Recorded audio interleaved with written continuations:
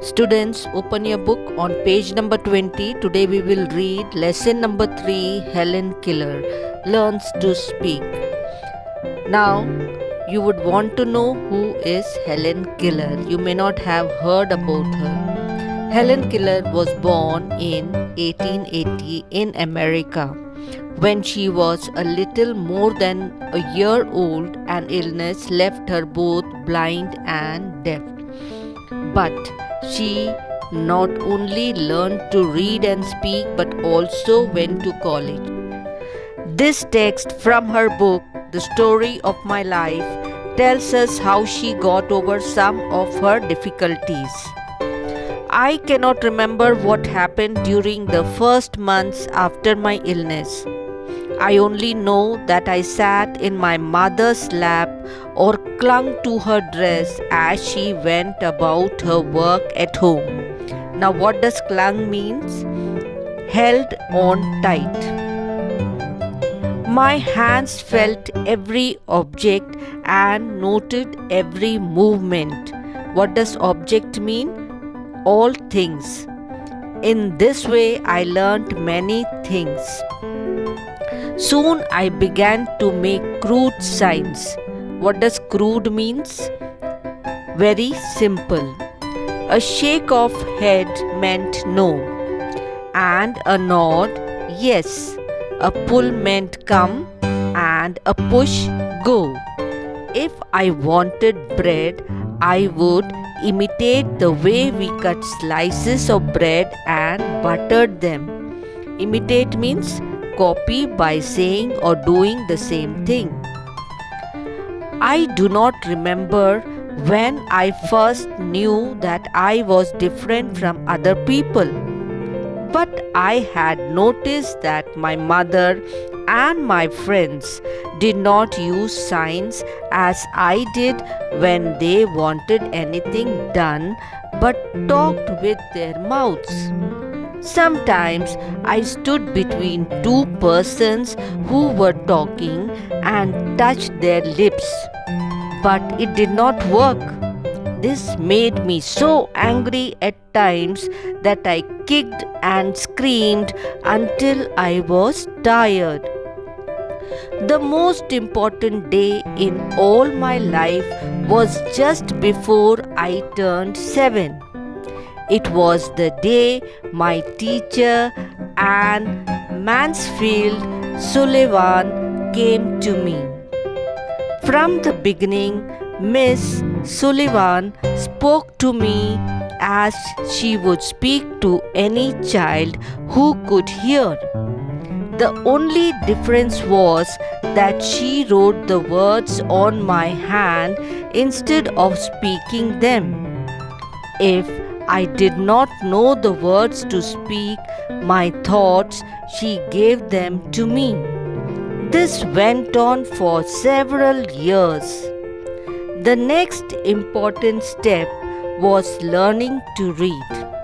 As soon as I could spell a few words, my teacher gave me slips of cardboard.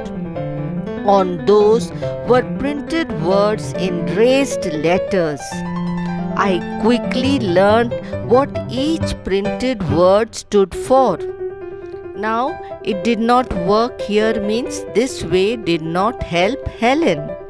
Speak my thoughts, say what I was thinking, and underline the word slips, some small pieces of paper or cardboard. Now, what does raised letters means? Words printed in such a way that they can be felt on paper by people who cannot see. I then had to find the slips of cardboards and place them on the right object.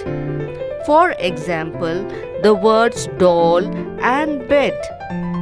Then I had to put my doll on the bed with the words is on and bed placed besides the doll. Thus, I made a sentence with the words. I soon moved on to reading printed books in raised type or braille. I always searched for words I knew. I could not speak because I could not hear. And so I would sit on my mother's lap all day long and feel the movements of her lips. I had forgotten what talking was, and I made many sounds. Now, what does raised letters mean? Words printed in such a way that they can be felt on paper by people who cannot see.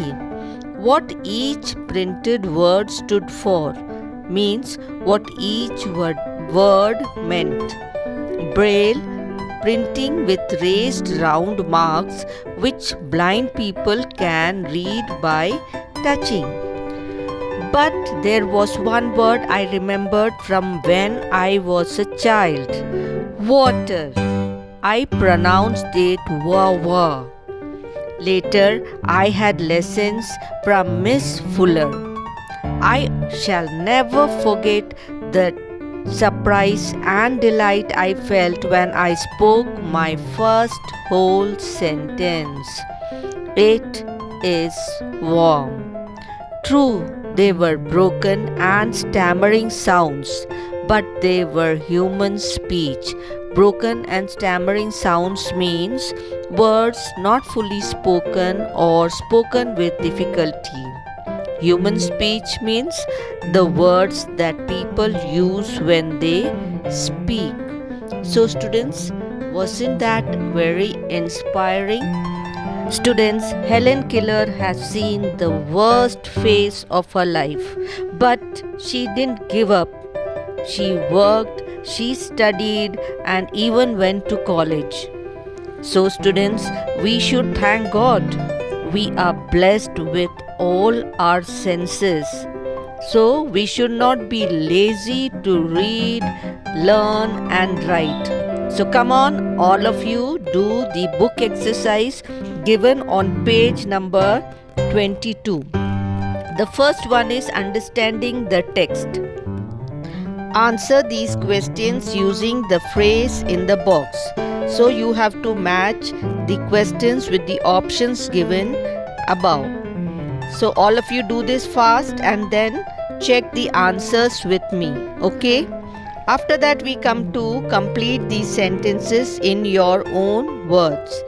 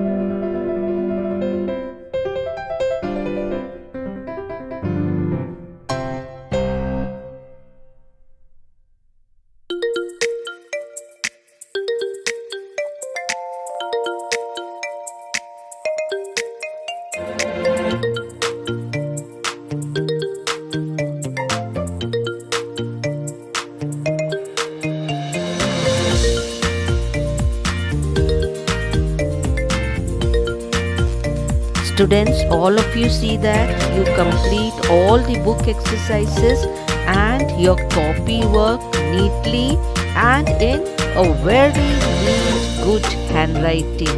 And after you complete your work, all of you see that you learn your work. See what Helen Keller has said. The best and the most beautiful things in the world cannot be seen or even touched. They are to be felt with the heart. So students, be good children, study well. Love you all. Bye.